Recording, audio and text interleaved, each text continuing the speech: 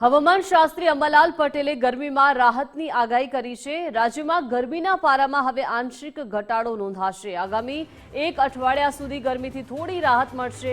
8 મે બાદ રાજ્યમાં ફરીથી ગરમીનો પ્રકોપ વધશે। ગરમીની સાથે પવનની ગતિમાં પણ વધારો જોવા મળશે। મે મહિનાના બીજા સપ્તાહથી ફરી તાપમાન ઊંચું જશે તેવી હવામાન શાસ્ત્રી અંબાલાલ પટેલે આગાહી વ્યક્ત કરી છે।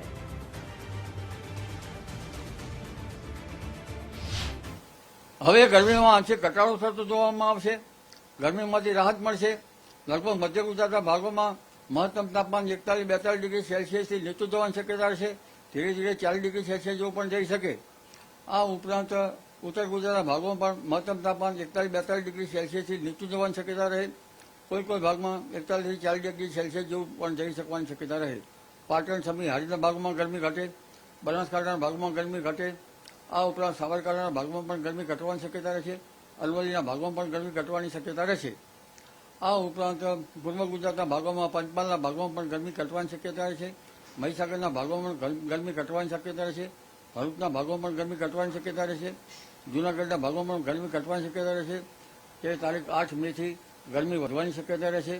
અને મધ્ય ગુજરાતના ભાગોમાં આણંદ, લગભગ વડોદરા, નડિયાદ વગેરે ભાગમાં ગરમી પડે અને મહત્તમ તાપમાન કોઈ ભાગમાં 45 ડિગ્રી 45 ડિગ્રી સેલ્સિયસ જેવું થઈ જવાની શક્યતા રહે।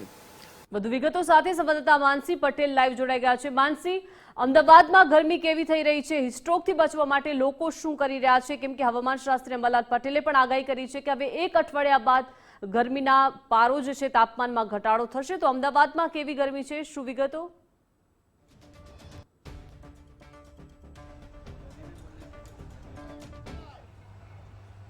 અમદાવાદમાં અને ખાસ કરીને ગુજરાત રાજ્યમાં જે પ્રકારે ગરમીનો પ્રકોપ વધી રહ્યો છે અને અંગ દઝાડતી જે ગરમી છે તે ગરમી સતત વધી રહી છે અને આ ગરમીથી બચવા માટે લોકો અનેક ઉપાયો કરી રહ્યા છે। કારણ કે રાજ્યના અનેક શહેરોમાં તાપમાનમાં વધારો થઈ ચૂક્યો છે, જેના કારણે લોકો ગરમીથી પરેશાન થઈ ચૂક્યા છે। ખાસ કરીને અમદાવાદ શહેરની તાપમાનની વાત કરીશું તો 33 ડિગ્રીને પાર પહોંચતા બપોરના સમયમાં લોકો ગરમીથી બચવા માટે ખાસ કરીને ઠંડા પીણા પી રહ્યા છે।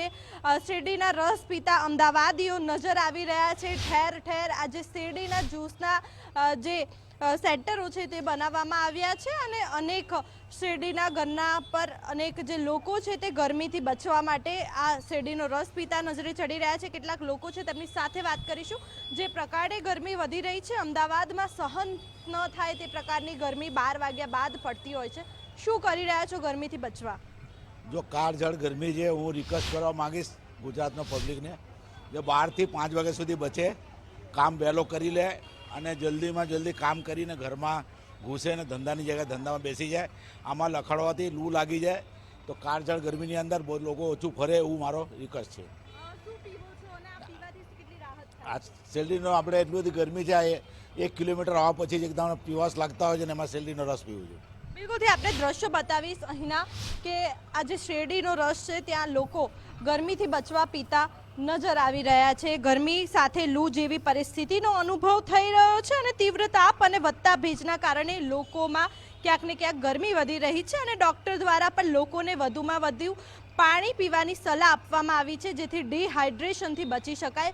બાળકો હોય અને વૃદ્ધો હોય ખાસ કરીને કાળજી રાખવા માટે સૂચના આપવામાં આવી છે, કારણ કે તેઓ ગરમીમાં વધુ તેમની પર અસર થઈ શકે છે અને આગામી દિવસોમાં તાપમાન પણ વધી શકે છે અને તેના કારણે જે સાવચેત રહેવું જરૂરી બન્યું છે। એટલે કે ગરમીથી બચવા લોકો ઠંડા પીણા, જ્યુસ અને છાશનો સૌથી વધુ ઉપયોગ કરતા જોવા મળી રહ્યા છે। શહેરના જ્યુસ સેન્ટરો અને ઠંડા પીણાની દુકાનો પર ભારે ભીડ જોવા મળી રહી છે।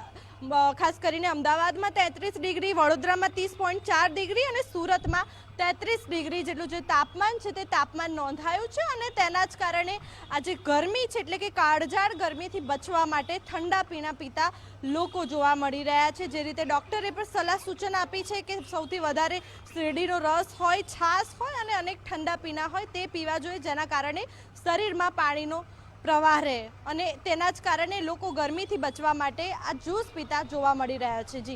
જી માનસી, આભાર વિગત સાથે જોડાયા તે બદલ।